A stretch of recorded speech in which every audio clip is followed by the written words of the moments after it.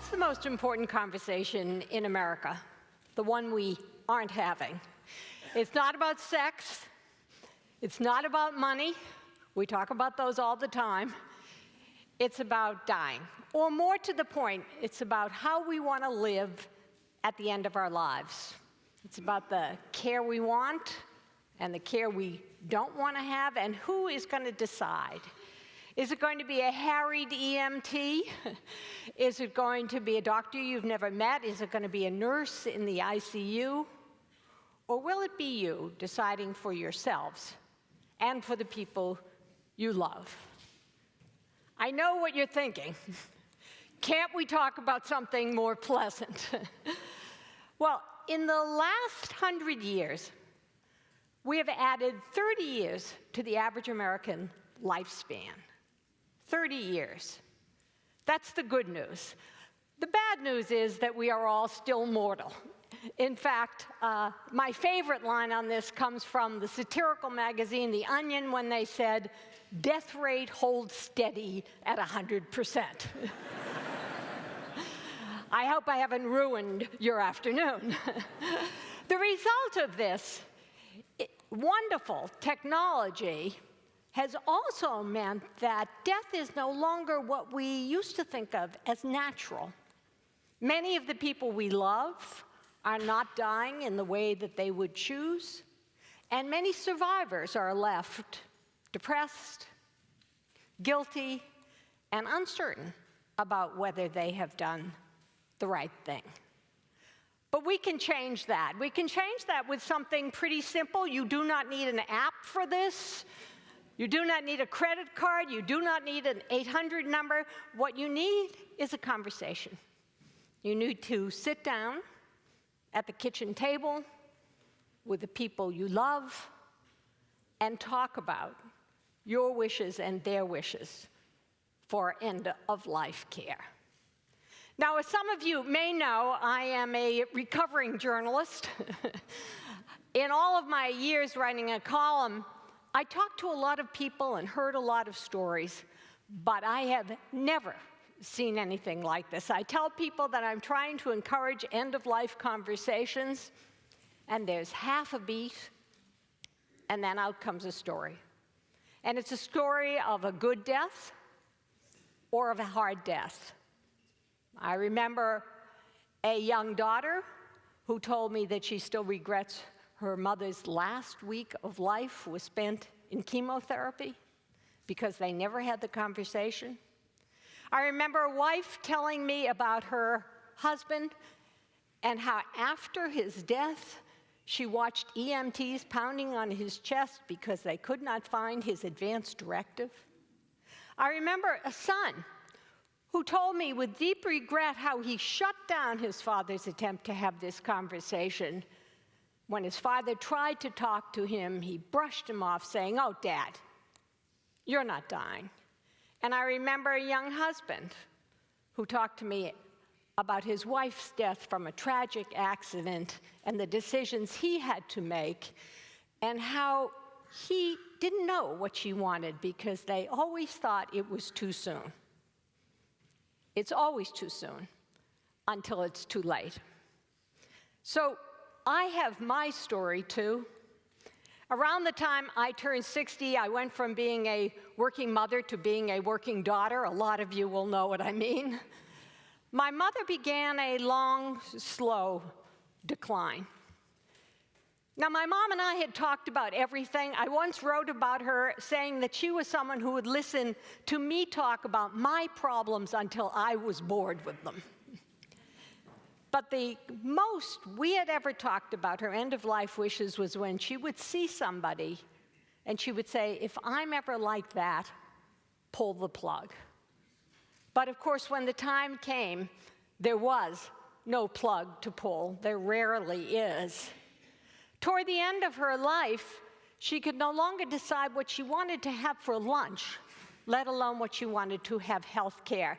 And those decisions fell to me. I was surprised. I was, in many ways, blindsided by having to make those decisions. I still remember one day when I was on deadline And I got a phone call from her doctor at the long-term care facility, and he said, "Your mom has another bout of pneumonia. Do you want her to have antibiotics?" And I froze. And I thought, what's he asking me? Do I want my mother to live or die? Could I call you back? Could I have another minute? Many months and many decisions after that, I began to realize how deeply I wished I had heard my mother's voice in my ear telling me what she would have wanted. We started the Conversation Project to make it easier for you and for your families. We do want people to come to that kitchen table, to have that conversation before there is a crisis. We believe, and our mission really, is to have people's wishes expressed and respected. Let me share with you some statistics. 70% of Americans say that they want to die at home, and 70% of Americans are dying in hospitals and institutions. 80% of Americans say that they want to talk to their doctors about it, but in Massachusetts, only 17% are, and in California, only 7% have talked to their doctors, which is virtually nobody. Now, 90% of Americans in a survey that we did said that they think it's important to have these conversations. 90% of Americans do not agree on anything. They do not even agree on the national anthem. But they agree about this. But at the same time, only 30% have had those conversations. So we can change that. We can truly change that. How can we change it? Well, we have a few tools to begin with. First of all, we have a conversation starter kit that will, in fact, make it easier for you to start these conversations. This kit is not a scary advanced care checklist. There are not enough checklists in the world to cover every medical event. You do not need a medical degree to look at our conversation starter kit. It's about values. It's about what matters to you, not what's the matter with you, but what matters to you. We ask questions like this. We ask, when you think about the end of life, what does matter to you? We ask, who would you want to make decisions for you if you could not make them for yourself? We ask, where would you want to be? At home, in a hospital? And of course, we ask, do you want everything, every extreme measure, the whole enchilada, another week, day, month of life? Or would there come a time when you would want comfort care?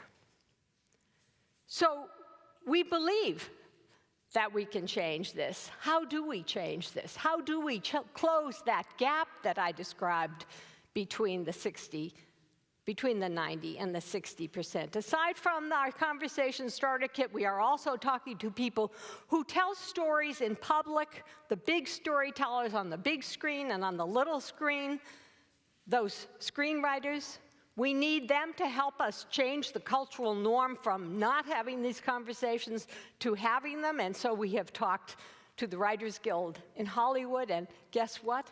The screenwriters and the producers, they had their own stories, and we are asking them to share ours, to share more reasonable stories, not some of the fantastic stories that you see on these screens, but the real ones. We are also bringing the Conversation Project to people where they live, where they work, where they pray, and yes, where they eat. This winter, we're going to hold a national dinner party. Our national dinner party where we hope all of you will join us, that you will indeed invite people to your own tables to sit around and, yes, talk about death over dinner. We have as well celebrity chefs who have joined us, and they have shared with us in an e-cookbook their stories and their comfort food, their recipes, and we know that all of you can share them and join us for comfort food and conversations. I am not suggesting that these conversations are ever truly, truly easy, because they involve deep emotions, loss, love, but we can make them a lot easier than we are now.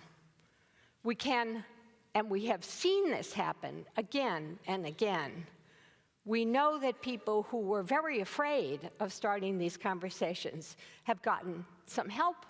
We know older parents have been able to say to their children, I may need you to not only help me, but I want to make sure that you're all on the same page when I need you. We know that adult children have turned to their parents and said, you know what, Mom, I know you don't want to talk about this, but there may come a time when I have to make decisions for you, and I will need your help.